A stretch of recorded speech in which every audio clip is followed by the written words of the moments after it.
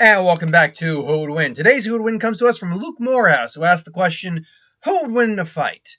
Danny Phantom versus RWBY from the series RWBY, RWBY.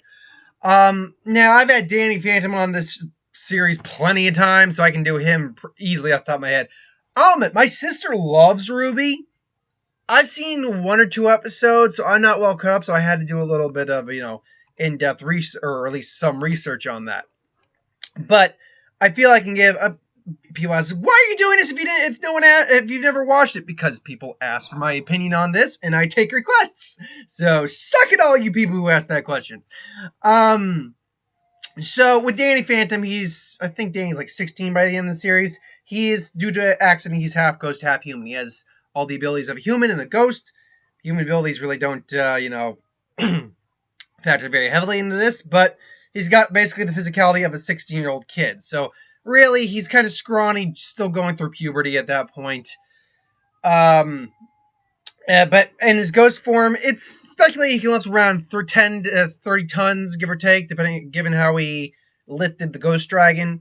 Fly at speeds at least of 112 miles an hour, probably faster by the end of the series. He can go intangible, turn invisible, possess individuals, fire ecto beams, create shields. He has his sonic whale, which is one of his more powerful abilities. Excuse me, that you might hear some thunder. It's getting ready to rain a bit. He is capable of cryokinesis, ice generation. He has his ghost sense. He has the ability to duplicate himself, though that ability does tire him out to some degree. Is there any other ability I am forgetting here? I feel like there probably is.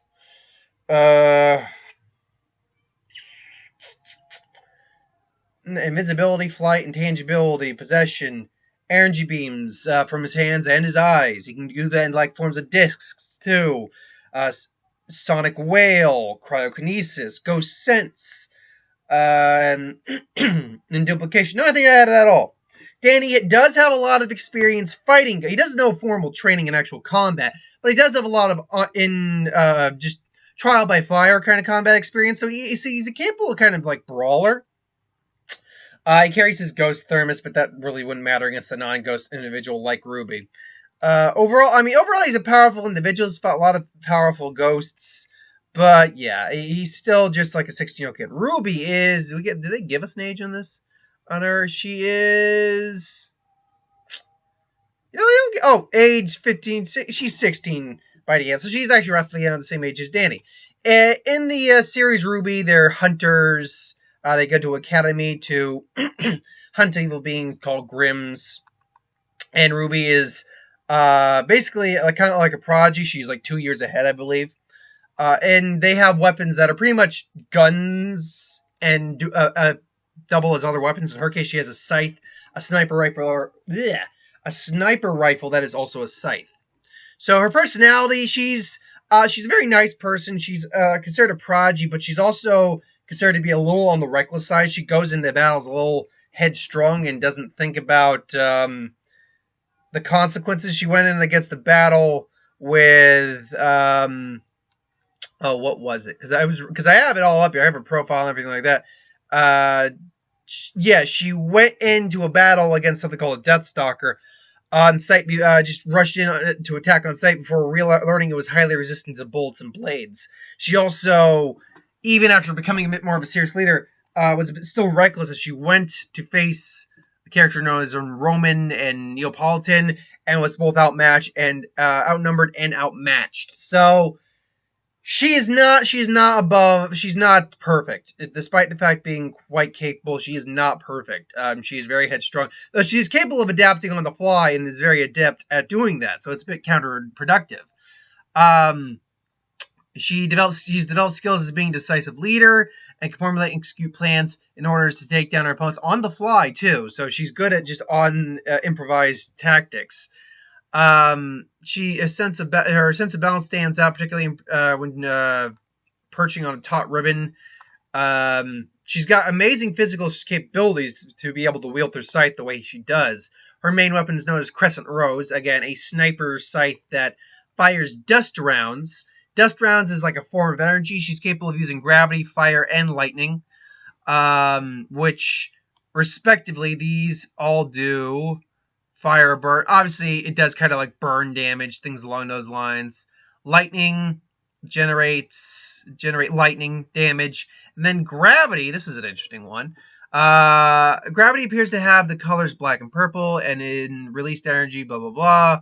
Gravity crystals are black and can cause the pieces of land they form to levitate. What? The pieces of land they form to levitate, creating floating islands such as the ones floating. So essentially, whatever this strikes more or less creates like floating land masses. Interesting. Fascinating, I suppose. So her gun is capable of firing that. She is solid enough to use her gun to get headshots. However, she needs to basically be still to do this. Still, though, her actual proficiency with her weapon is said to be one of the best scythe wielders in her series, except maybe her uncle, who honestly taught her. So, Kristen Rose Blake can also bend back slightly, though it is only shown she rushes forward and tip of sight hits something. She takes advantage of the spear-like form to pin some individuals. She also has a semblance. Semblance are like actual abilities people have in like the real world. So they're like abilities unique to everyone has a semblance basically, but they're abilities unique to other people. So are unique to each other, I should say. So her ability is just super speed. So it moves so fast that she can give off illusions, or it looks like she's teleporting. She also has an ability called Silver Eyes, which it's not very. It's like a genetic cross down through generations kind of ability, but it's not really clear what these eyes actually do. They seem to have a laundry list of powers capable of affecting particularly Grimm, but they can affect humans as well. It injured a lot of people, but it's unclear how it did so. It's also not an ability she can use consciously, so if it does end up activating in the fight, it's not going to be something she's going to be aware of, at least at this time. But she has the weaknesses of any other human, particularly that she relies so much on her weapon that without it, she does not have strong hand-to-hand capabilities. She is slightly improved somewhat, but she's still relatively incapable of fighting very well without it. Apparently the cape she uses as well has been used against her. Things like grabbing the cape or, spearing the cape, things along those lines. So she is not perfect by any stretch of the means in terms of combat. But who wins in this fight? Well, let's say that Danny is taking a trip over to, I don't even know where this world universe is. He's taking a trip and he winds up in this universe, and because they see a person flying, at first maybe it's like their semblance, then he's firing energy beams, they think he's like a grimm of some kind, so he tries to explain, it's like, I'm not a grimm, it's like he's talking stuff, like, well, he's a human, he's not there, I don't care, being reckless a little bit, she rushes in. So, she rushes in, swings at Danny, and Danny just like, goes intangible and just avoids blood. It's like, whoa! It's like, hold on there. It's like, I don't want to fight or anything like that. That's just, she starts firing up blasts, and Danny gets even nicked by one of the firemen. It's like, okay, fine. If you're not going to listen, let's do this. And then, Danny starts firing blasts back to just counteract. Brings up a shield. It counteracts pretty much most of, because these are just bullets that have energy in them. They're not really like, okay, I'm firing a lightning bolt. It's not quite that. Maybe a little bit, but not quite that. And even then, Danny, I think, could actually block the power of a lightning bolt. Particularly by the end of the series, I think he is strong enough to do that.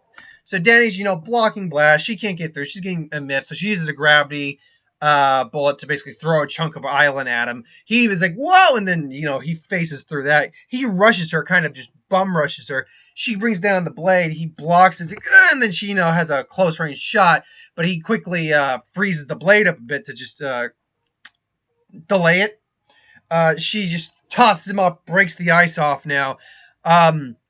She uses her semblance now to basically, counteract his speed, which at this point he's moving faster than her, but then she's moving faster than him, because Danny, even at 112 miles an hour, was not moving so fast that he was leaving after images or looked like he was teleporting. She has a clear speed advantage on him. And to be fair, she has a training advantage over him too. Not in terms of hand-to-hand effect, if anything, I'd imagine Danny, though a brawler, would still have better hand-to-hand fighting experience than she would, particularly using his ghost abilities like intangibility to his advantage. So she is now bum rushing him. He's starting to get a little scraped up. He goes invisible, and then he goes intangible, kind of just keeping distance and away from her until he can think of something. He's like, where is he? Where is he? And then maybe her silver eyes act. I don't know why her silver eyes act. I think it activates like in times of serious heightened stress or something like that, and I don't know if this would qualify. So Danny then basically rushes in, tries to possess her, and I think he would possess her. I don't think she's got the type of character that allows her not to be possessed. And now I was like, okay, now we're just gonna. He basically tosses the scythe away. In fact, he uses his intangibility, and now he's possessed her as well. To basically just bury the scythe handle deep in there. Basically, the handle's in there, the blade's sticking out, but she's gonna have to pull the blade out. And then he kind of just, I think he would also basically bury her in the ground and basically just keep. Here's the reason. Danny wins this fight most of the time, and here's the reason I say most of the time is that if her silver eyes activates, I do believe she wins the fight. I think she wins that fight almost hands down if the silver eyes activates. But the problem is, we can't guarantee the silver eyes would activate. At the moment, she has no control over that, as far as I know. As far as I can tell, she has no control over that. But if it activates, yes, I think she wins the fight.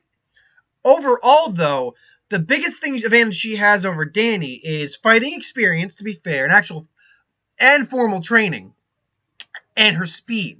Problem is, Danny has so many other abilities over her that it pretty much counteracts that. Danny also has a fair bit amount of fighting experience. Maybe not as much as hers, and maybe not as hardcore as hers, because she's trained to, and that's started raining, because she's trained to just actually kill these grimm outright. Whereas Danny is more fights to capture. He barely has any training, but they still have combat experience. A good amount of fighting experience, really. But I would give that fighting experience edge to her. Speed-wise, for semblance, I also give it to her, because Danny can move at a minimum of 112 miles an hour. He can't move at speed so fast that it looks like he's an illusion or teleporting. He can't do that. But really, and yes, her bullets could definitely injure and hurt and maybe even kill Danny. If Danny hasn't already dealt with individuals who use firearms, has intangibility that can avoid these things, has shield capabilities, has energy capabilities, has ice capabilities, has duplication capabilities, which I didn't even get to.